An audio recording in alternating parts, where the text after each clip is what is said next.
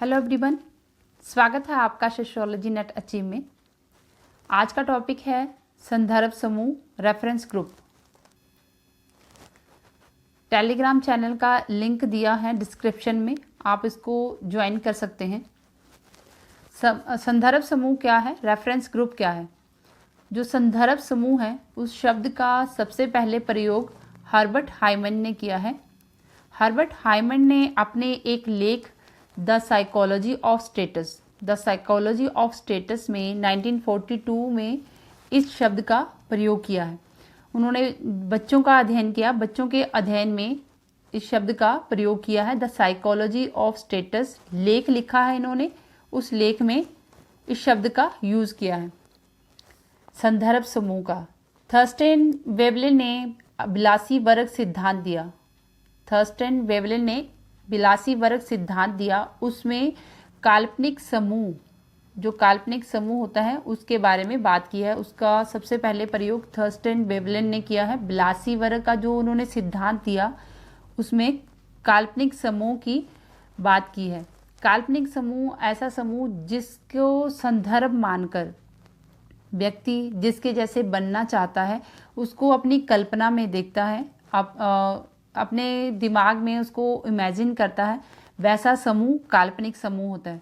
संदर्भ समूह क्या होता है? जिसकी तरह व्यक्ति बनना चाहता है। व्यक्ति के कुछ ऐसे विशेषताएं होती हैं, एक पर्टिकुलर व्यक्ति की कोई जो ये व्यक्ति है इसकी जो विशेषताएं हैं, जो क्वालिटी है, कोई एक क्वालिटी या फिर ज़्यादा भी हो सकती हैं, एक से ज़्यादा भी हो सकती हैं, कोई एक क्वालिटी को पकड़ के उसको संदर्भ समूह मानना, उसको व्यक्ति की या फिर पूरे समूह की, पूरे समूह में जो विशेषता है, उस पूरे समूह की जो विशेषताएं हैं जो इस व्यक्ति को अच्छी लग रही हैं, जो वो अपनाना चाहता है, इस समूह की विशेषताओं को वो अपनाना चाहता है।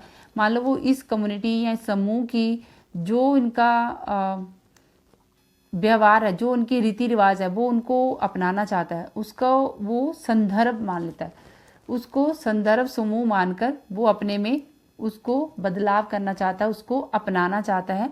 उसी को संदर्भ समूह कहते हैं कि जो व्यक्ति दूसरे समूह को या व्यक्ति को उसमें पर्टिकुलर किसी एक बिंदु को मानकर अपने में बदलाव करना चाहता है, अपने में वो चीज़ जो है वो विशेषता वो लाना चाहता है। ऑटो क्लाइनबर्ग ने आदर्श समूह की रचना की है। ऑटो क्लाइनबर्ग ने आदर्श समूह की रचना की है कि संदर्भ आदर्श समूह है वो एक काल्पनिक समूह भी हो सकता है। आदर्श समूह कभी कभी तो विपरीत समूह भी हो सकता है, विपरीत आदर्श भी हो सकते हैं। जैसे हमने बचपन में ऐसे देखा कि जब हम फिल्में देखते हैं, पिक्चर्स देखते हैं, तो तब हमें हमारा इतना माइंड विकास नहीं होता। जो हीरो हीरोइन होते हैं वो हमें वैसे ही दिखते हैं जो हम उनको देख रहे हैं।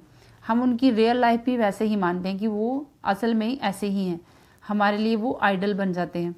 जब वो आइडल बन जाते हैं तो जैसे हम उनको देख रहे हैं हम ये इमेजिन करते हैं कि इनकी लाइफ जो है वो बहुत अच्छी है, जो वो कल्पना भी हो सकती है।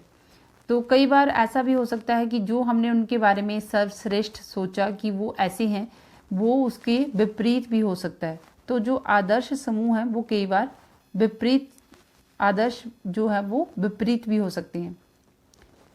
इसके बाद Muzafer Sherif, Newcomb, Samuel Stouffer, Turner और आर के मर्टन, इन सब ने इस अवधारणा के विकास में योगदान दिया है। जो संदर्भ समूह की अवधारणा है उसके विकास में योगदान दिया है मुजफ्फर शेरिफ ने। न्यूकॉम ने अवधारणा दी है, नकारात्मक और सकारात्मक समूह की बात की है। जो संदर्भ समूह है वो नकारात्मक भी हो सकते हैं, सकारात्मक भी हो सकते हैं। सैमुअल स्टॉफर ने सापेक्ष वंचना, जो सापेक्ष वंचना होती है, उस जो कमी रह जाती है, जिस व्यक्ति में जो अपनी कमी देखता है उसको सापेक्ष वंचना के नाम से बताया है। सैमुअल स्टॉफर ने इस शब्द का यूज़ किया है। आर के मर्टन ने इसको यूज़ किया है। ये जो अवधारणा है, संदर्भ समूह की अवधारणा है, उसके विकास में योगदान दिया है।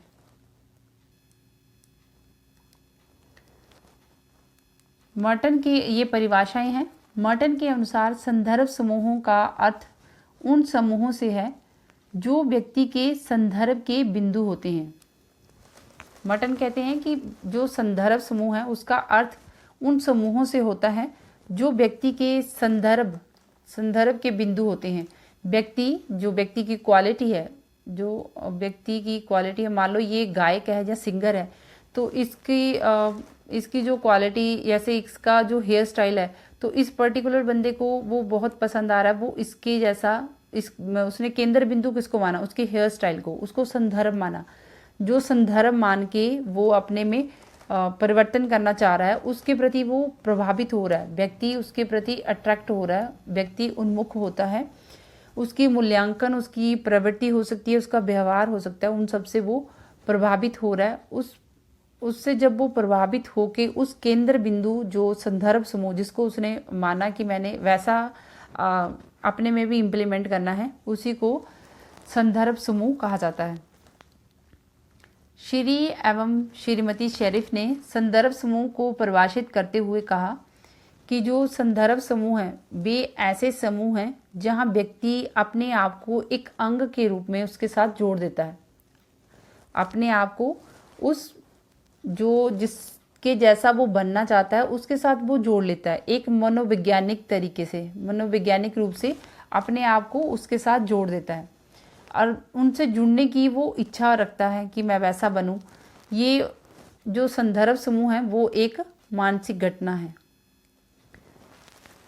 जो श्री एंड श्रीमती शेरिफ ने संदर्भ समूह के संबंधित जो परिभाषा दी है, उसमें मेन क्लू ये निकल के आता है कि ये संदर्भ समूह को एक मानसिक घटना मानते हैं।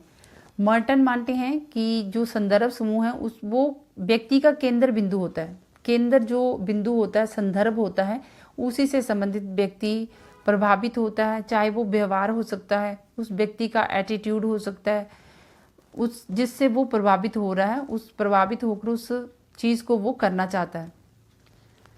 जॉनसन ने माना कि ये आवश्यक नहीं है कि जो व्यक्ति का संदर्भ समूह है वो वास्तविक ही हो, बल्कि यह काल्पनिक भी हो सकता है। जॉनसन ने ये अपनी परिभाषा में बताया कि जो संदर्भ समूह है वो जरूरी नहीं है कि वास्तविक हो, वो काल्पनिक भी हो सकता है।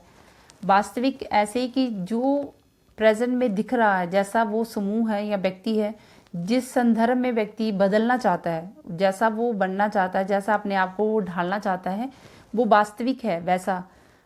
काल्पनिक ऐसा है कि वो उसके बारे में इमेजिन कर रहा है कि वो हो सकता है कि उसकी जो रियल लाइफ दिख रही है वो वैसी ही रियल लाइफ, जैसे मैंने हीरो का एग्जांपल दिया, जो हीरो हीरोइन होते हैं तो जो छोटे बच्चे होते हैं वो उनको वैसे ही मानते हैं जैसे वो दिखते हैं, कि इनकी रियल लाइफ भी ऐसी ही है। तो एक कल्पना करना कि वैसा ही उसको संदर्भ समूह के रूप में देखना, कि कल्पना करना उसके बारे में। तो ये कहते हैं कि जो संदर्भ समूह है वो जरूरी नहीं कि वास्तविक हो, वो काल्पनिक भी हो सकता है।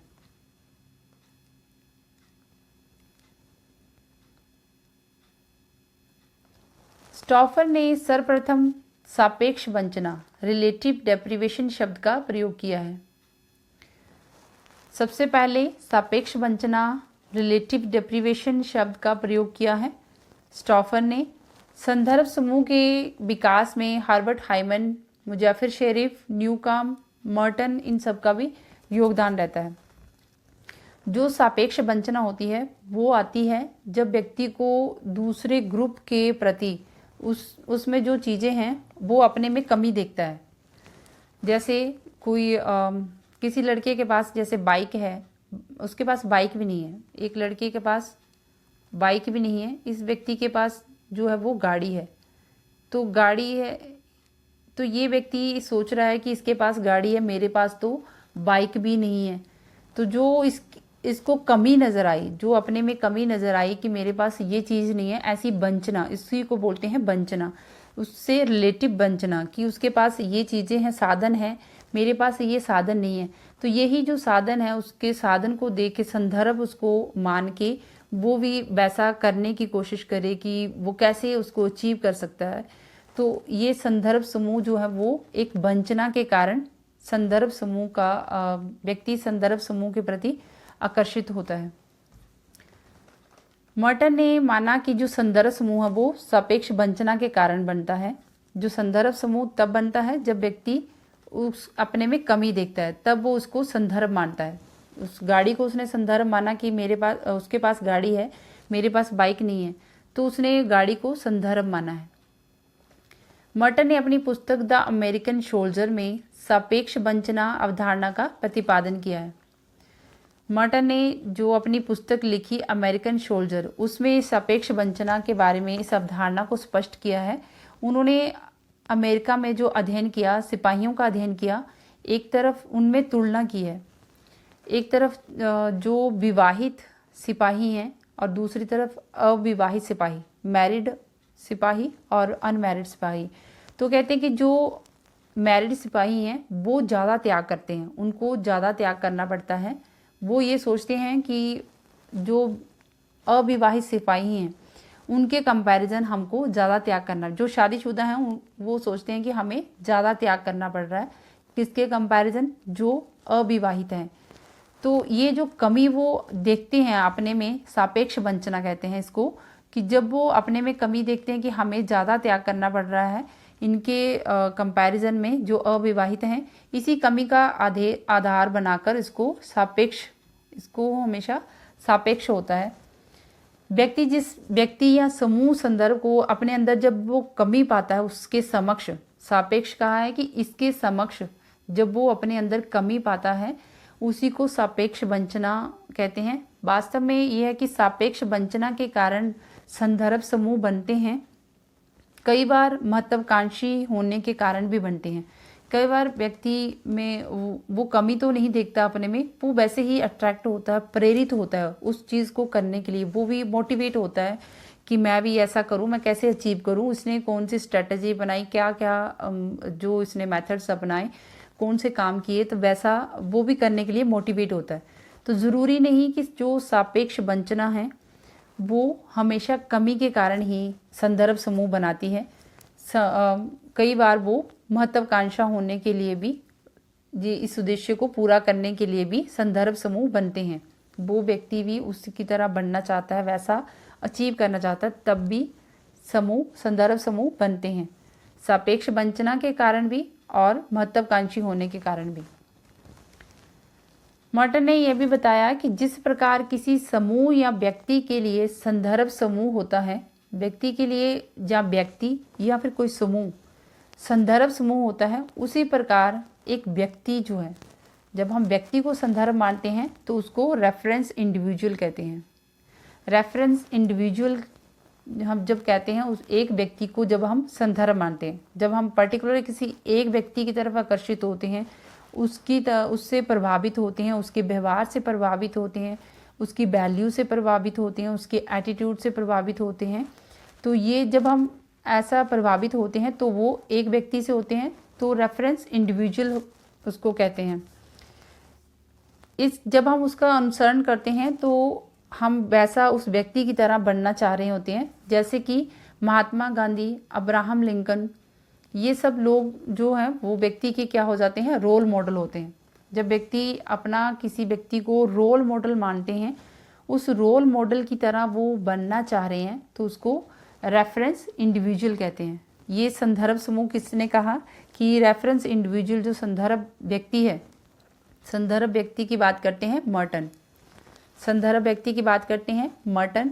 स्टॉफर ने दी है सापेक्ष वंचना और मर्टन ने इसका आगे और विकास किया, तो जो सापेक्ष वंचना है उसका प्रयोग किया है द अमेरिकन सोल्जर, जो उन्होंने अमेरिकन सोल्जर उनकी पुस्तक है, उसमें जो अध्ययन में पाया कि जो विवाहित और अविवाहित सिपाही हैं उनके बीच में तुलना की है, तुलना करके सापेक्ष वंचना का प्रयोग किया है।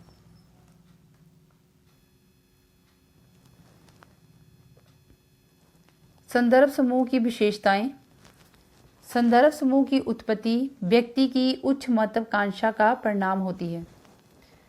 जो संदर्भ समूह है, जब संदर्भ समूह की उत्पत्ति होती है, व्यक्ति में ये भाव आता है, तो व्यक्ति को जब मोटिवेट होता है कि मैं भी ये सीखूं, मैं ये भी सीखूं, जिस मान लो ये अलग व्यक्ति है, इसके पास कोई और क्वालिटी है, इस व्यक्ति को बहुत पसंद है, जो इसके जो बात करने का ढंग है इसको पसंद है, इसको वो संदर्भ मान लेता है, बात करने के ढंग को। इसके रहन सहन को वो संदर्भ मान लेता है। ये संदर्भ की जब उत्पत्ति हुई तो वो कैसे हुई, ये व्यक्ति इसमें महत्वाकांक्षा है कि वो ऐसा सीखे। वो ऐसा सीखने के लिए जब मोटिवेट हुआ तो ऐसी महत्वाकांक्षा के कारण, महत्वाकांक्षा का परिणाम होता है संदर्भ समूह। संदर्भ समूह तब बना कि जब वो ऐसा बनना चाह रहा है।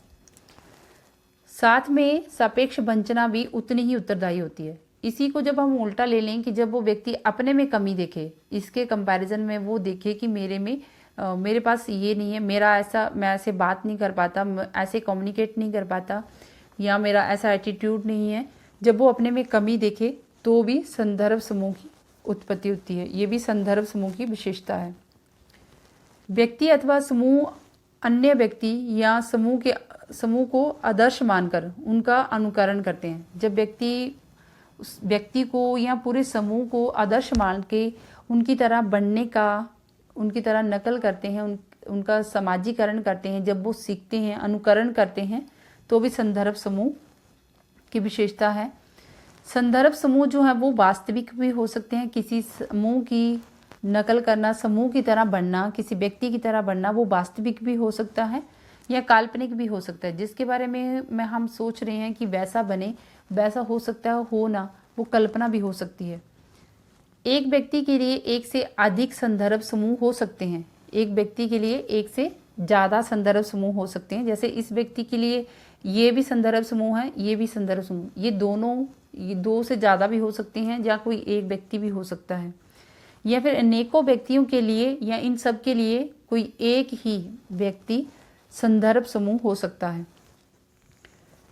संदर्भ समूह सकारात्मक भी होते हैं और नकारात्मक भी होते हैं। सकारात्मक तब जब जब उसके जैसे बनना चाह रहे होते हैं तो वो सकारात्मक है। जब हम उसके जैसे नहीं बनना चाहते, जो उसमें हमें नेगेटिव बातें दिख रही हैं, हम उसके जैसा नहीं बनना चाहते, वो नकारात्मक होता है। संदर्भ समूह अनुकरणीय होते हैं, हम सीखते हैं, उनके जैसा बनते हैं। आचरण की माप होते हैं, हमारे व्यवहार का माप होता है ये। और ये गतिशीलता का प्रयास होता है। इसमें गतिशीलता तभी आती है जब एक दूसरे को देखे, जैसे कोई फैशन होता है तो फैशन पहले वो किसी ने ऐसे ही किया होता है या फिर खुद का ट्रेंड बनाया होता है कि मैं ऐसे, जैसे मान लो किसी लड़की ने बाल खुले हैं तो उसने सिर पे रुमाल लगा लिए, बांध लिए, रुमाल से बांध लिए। तो ये जब धीरे धीरे ट्रेंड में आने लगा तो फिर सभी रुमाल से हेयर को बांधने लगे, तो ये एक ट्रेंड बन गया। तो ये इसी तरह से गतिशीलता का प्रयास होता है संदर्भ समूह। व्यक्ति के लिए एक समूह विशेष हमेशा संदर्भ समूह ही रहे, ये भी आवश्यक नहीं होता। जो आज व्यक्ति के लिए संदर्भ समूह है वो हमेशा रहे, ये ऐसा ज़रूरी भी नहीं है कि वो आज वो संदर्भ समूह है, कल को वो नहीं भी हो सकता, वो इसको छोड़ के किसी और को संदर्भ समूह बना सकता है। तो वो ज़रूरी नहीं कि वो संदर्भ समूह हमेशा रहे।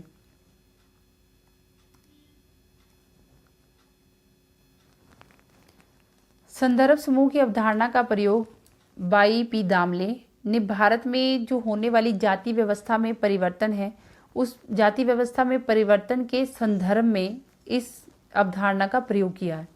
संदर्भ समूह की अवधारणा का प्रयोग बाई पी दामले ने जाति व्यवस्था में, जो भारत में जाति व्यवस्था में परिवर्तन हो रहा है, उसके संदर्भ में किया है।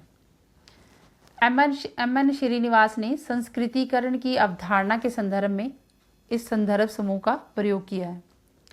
थर्स्टन वेवलेन ने विलासी वर्ग का जो सिद्धांत दिया, उन्होंने उसमें बिगड़े नवाबों के जो विशिष्ट वर्ग हैं, बिगड़े नवाबों का जो विशिष्ट वर्ग है उसके बारे में बताया, उनसे संबंधित इस संदर्भ समूह का प्रयोग किया है कि वो संदर्भ किससे लेते हैं। जो बिगड़े नवाब हैं वो उस वर्ग से लेते हैं जिसके वो सदस्य हैं ही नहीं, बल्कि वो पास्ट में हो चुका है।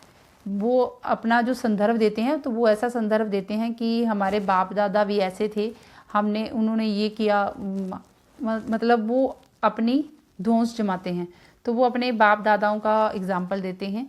तो वो उनके लिए संदर्भ क्या है, बाप दादा जो उनकी जो विशेषताएं रही हैं वो उनको अपनाते हैं। O.M. लिंच ने अपनी किताब द पॉलिटिक्स ऑफ अनटचेबिलिटी के विश्लेषण में संदर्भ समूह का प्रयोग किया है। O.M. लिंच ने जो किताब लिखी है द पॉलिटिक्स ऑफ अनटचेबिलिटी, उसमें भी जब विश्लेषण किया तो संदर्भ समूह का उन्होंने प्रयोग किया है। एम.एन. श्रीनिवास ने पश्चिमीकरण की अवधारणा में इस संदर्भ समूह का प्रयोग किया है। तो हम ये देखते हैं कि जो बाई पी दामले हैं वो जाति व्यवस्था में जब परिवर्तन होता है उसमें संदर्भ समूह का प्रयोग करते हैं। श्रीनिवास संस्कृतिकरण में, और थर्स्टन वेवलिन विलासी वर्ग का जो सिद्धांत है उसमें इस संदर्भ समूह का प्रयोग करते हैं।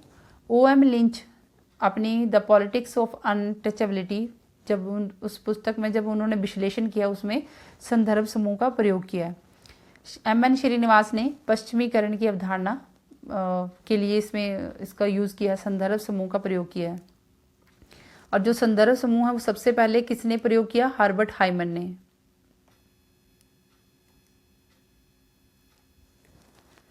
सीमांत व्यक्ति मार्जिनल मैन की अवधारणा रॉबर्ट ने दी है। रॉबर्ट ई पार्क ने और बाद में स्टोनक्विस्ट ने भी इसका प्रयोग किया है, इसका विश्लेषण किया है। सीमांत शब्द का तात्पर्य ये होता है कि व्यक्ति दोनों ग्रुप की क्वालिटी सीखता है। जैसे ये ग्रुप है ए, ये बी ग्रुप है, तो इन दोनों की, ये जो व्यक्ति है इन दोनों की क्वालिटी को सीखता है, अपने में इम्प्लीमेंट कर लेता है। तो इसको मर्टन ने कहा है कि वो मार्जिनल मैन है। इस व्यक्ति को मार्जिनल मैन कहा, मर्टन ने इसको मार्जिनल मैन कहा है। ये व्यक्ति भी हो सकता है, मार्जिनल व्यक्ति हो सकता है, मार्जिनल मैन हो सकता है, और मार्जिनल कम्युनिटी की भी बात की है कि जब एक ये कम्युनिटी, दो कम्युनिटी हैं, दो कम्युनिटियों की जब विशेषताएं एक कम्युनिटी जब सीख लेती है, उसमें मिश्रित हो जाती है, तो वो मिश्रित कम्युनिटी हो जाती है। तो इसको कम्युनिटी, मार्जिनल कम्युनिटी भी कहा है। ये क्वेश्चन आता है, मार्जिनल कम्युनिटी की बात कौन करते हैं? मार्जिनल कम्युनिटी की बात करते हैं मर्टन। मर्टन ने मार्जिनल मैन की बात की है जब दोनों की विशेषताओं को वो अपने में इम्प्लीमेंट करता है। और जो स्टोनक्विस्ट है वो भी इसी तरह से कहते हैं कि वो संस्कृति की बात करते हैं। ये ए ग्रुप है, बी ग्रुप है, तो जब व्यक्ति जब इस संस्कृति, ये संस्कृति से संबंधित है तो इसको वो मिश्रित संस्कृति कहते हैं। जब इन दोनों की संस्कृतियों को सीख लिया तो इसको वो मिश्रित संस्कृति कहते हैं। स्टोनक्विस्ट ने इसका ये यूज़ किया, तो मिश्रित संस्कृति, स्टोनक्विस्ट ने इसका यूज़ किया है, जो मार्जिनल मैन की अवधारणा का प्रयोग किया है उन्होंने इसको मिश्रित संस्कृति कहा है। जब दोनों संस्कृतियों को, दो समूहों की संस्कृतियों को सीखते हैं तो मिश्रित संस्कृति। मार्जिनल मैन की अवधारणा, मर्टन ने मार्जिनल मैन कहा है दो ग्रुपों को, उनकी क्वालिटी को अपने में इम्प्लीमेंट करना, या दो समूहों की क्वालिटी को अपने में इम्प्लीमेंट करना। मार्जिनल कम्युनिटी और मार्जिनल मैन की जो अवधारणा है वो रॉबर्ट मर्टन ने दी है। तो ये कहते हैं कि ये जो मार्जिनल मैन होता है, जो व्यक्ति होता है, वो सीमांत व्यक्ति, वो ना इधर का रहता है ना उधर का रहता है, ना इधर का ना उधर का, बल्कि वो एक उस स्थिति में होता है, त्रिशंकु की स्थिति में होता है। उसने दोनों की क्वालिटी को सीखा है, अपने में इम्प्लीमेंट किया है, वो एक त्रिशंकु की स्थिति में होता है। पूर्वाभ्यासी समाजीकरण, एंटीसिपेटरी सोशलाइजेशन, इस शब्द का प्रयोग मर्टन ने और एलिस एस कीट ने किया है। इस शब्द को दिया है मर्टन और एलिस एस कीट ने दिया है। इसका तात्पर्य ये होता है कि जो भविष्य में हम कोई भूमिका निभाने वाले हैं, जिस भूमिका को हम करने वाले हैं, उसकी तैयारी हम अभी प्रेजेंट में कर रहे हैं, उसकी तैयारी हम वर्तमान में कर रहे होते हैं। जब व्यक्ति किसी समूह को अपना संदर्भ समूह बना लेता है, जब संदर्भ समूह बना लेता है, उसके मूल्य मानदंड उसके अनुसार अपने जीवन को ढालता है। जैसे एक सैनिक है, जब वो मान लेता है कि उसने संदर्भ समूह मान लिया कि उसको सिपाही बनना है, तो वो उस तरह की जब उसको ट्रेनिंग दी जाती है, उसके सारे वैल्यूज़ जो मानदंड होते हैं उनको वो सीखता है। तो वो भविष्य में जो भूमिका निभाने वाला है उसकी तैयारी वो वर्तमान में करता है, ट्रेनिंग के दौरान। जब हम ट्रेनिंग करते हैं तब करता है। जैसे टीचिंग के लिए जब व्यक्ति ने जब टीचर लगना है, जब टीचिंग करनी है, तो उसके लिए वो पहले बीएड कर रहा है। जब बीएड में उसको माइक्रो टीचिंग, जैसे माइक्रो टीचिंग करता है, बीएड डीएलएड कर रहा है, तो वो क्या है उसकी, वो पूर्वाभासी समाजीकरण है, वो उसको पहले से सीख रहा है, उस भूमिका को पहले से निभा रहा है, जो उसने भविष्य में उस भूमिका को करना है उसको वर्तमान में ही उसी समय वो उसकी प्रैक्टिस कर रहा है। एंटिसिपेटरी सोशलाइजेशन है पूर्वाभासी समाजीकरण। सीमांत व्यक्ति होता है जब व्यक्ति दो समूहों की विशेषताओं को अपने में इम्प्लीमेंट करता है, ना इधर का रहता ना उधर का, बल्कि त्रिशंकु में होता है। और पूर्वाभासी सामाजिकरण है कि जब व्यक्ति जो भविष्य में उसने भूमिका निभानी है उसकी वो तैयारी अभी से कर रहा है, उसकी ट्रेनिंग कर रहा है। संदर्भ समूह के प्रकार। मर्टन ने 2 प्रकार के संदर्भ समूह की चर्चा की है। आदर्श मूलक संदर्भ समूह, तुलनात्मक संदर्भ समूह। आदर्श मूलक संदर्भ समूह वो संदर्भ समूह होते हैं जिनको हम रोल मॉडल मानते हैं कि हमने वैसा बनना है, जिनको हम रोल मॉडल मान के, या फिर हम वो समूह भी हो सकता है, पूरे समूह को उसकी तरह हम बनने की इच्छा रखते हैं, वैसा हम अपने आप को ढालना चाहते हैं। तुलनात्मक संदर्भ समूह, जब हम अपनी तुलना दूसरे एक समूह की तुलना, जब हम दूसरे का संदर्भ लेके जब उनके बीच में तुलना करते हैं, संदर्भ समूह तुलनात्मक संदर्भ समूह होता है। मर्टन ने 2 और भी संदर्भ समूह की चर्चा की है कि जो परस्पर विरोधी संदर्भ समूह है, और दूसरा है परस्पर पूरक संदर्भ समूह। ऐसा भी होता है कि जो हमने संदर्भ लिया है, इन 2 व्यक्तियों के जो संदर्भ हैं, हो सकता है कि व्यक्ति के जो दोनों संदर्भ हैं वो हमें एक दूसरे के पूरक हैं। मान लो वो संस्कारी व्यक्ति है, वो उसकी जो वैल्यूज़ हैं, जो उसकी आदतें हैं वो हमें बहुत अच्छी लगती हैं, हम भी वैसा करना चाह रहे हैं, संदर्भ इसको मान लिया, तो उसकी जो उसके साथ उसको जो सम्मान मिलता है, उसको सभी रिस्पेक्ट करते हैं, सभी प्यार करते हैं। तो ये संदर्भ ये दोनों एक दूसरे के क्या हैं, पूरक हैं। ये दोनों संदर्भ हमने जब अपनाए तो ये दोनों एक दूसरे के पूरक हैं। पर ऐसा भी हो सकता है वो इसके विरोधी भी हो सकते हैं, परस्पर विरोधी संदर्भ भी हो सकता है। अगर हमने ये मान लिया कि ये व्यक्ति की जो वैल्यूज़ हैं वो हमने अपने में इम्प्लीमेंट करनी है, तो उसको ये जो व्यक्ति है वो बड़ा संस्कारी है, अहिंसावादी है, तो वो किसी बात का विरोध नहीं करता। यही इसको नुकसान भी होता है कि बाकी पब्लिक जो आम लोग हैं उसको निठल्ला भी बोलते हैं, उसको मतलब किसी तरह तरह के नाम से बुलाते हैं कि वो मतलब उसमें वैसी पावर नहीं है कि वो किसी का सामना कर पाए। तो जब ये जो उसमें संदर्भ समूह है वो इसका विरोधी भी हो सकता है। संदर्भ समूह दोनों एक दूसरे के पूरक भी हो सकते हैं और विरोधी भी हो सकते हैं। न्यूकॉम्ब ने सकारात्मक और नकारात्मक संदर्भ समूह के बारे में बताया है। न्यूकॉम्ब कहते हैं जब हम जिस समूह की तरह बनना चाहते हैं वो क्या है, सकारात्मक समूह, जो क्वालिटी अच्छी हैं, जो हम सीखना चाहते हैं। जैसे जब पेरेंट्स 2 बच्चों के बीच में कंपैरिजन करते हैं किसी पड़ोसी के बच्चे के साथ, तो बोलते हैं कि इसकी देखो वो पढ़ता रहता है, वो इस समय खेलने जाता है, टाइम से बड़ों का सत्कार करता है, तो उसकी जो अच्छी अच्छी बातें हैं तो उसको वो संदर्भ माना। तो वो जो सीखने वाली बातें हैं वो क्या, सकारात्मक समूह। जब इस व्यक्ति में, इस बच्चे में जो नेगेटिव बातें हैं तो वो नहीं सीखनी है, जो नहीं सीखनी है इसको बोला जा रहा है कि इसमें वो बहुत शरारती है तो उसकी ये बातें नहीं सीखनी है। जो नहीं सीखने वाली बातें हैं वो क्या है, नकारात्मक संदर्भ समूह। तो न्यूकॉम्ब ने बताए हैं 2 तरह की, कि एक सकारात्मक संदर्भ समूह, दूसरा नकारात्मक संदर्भ समूह।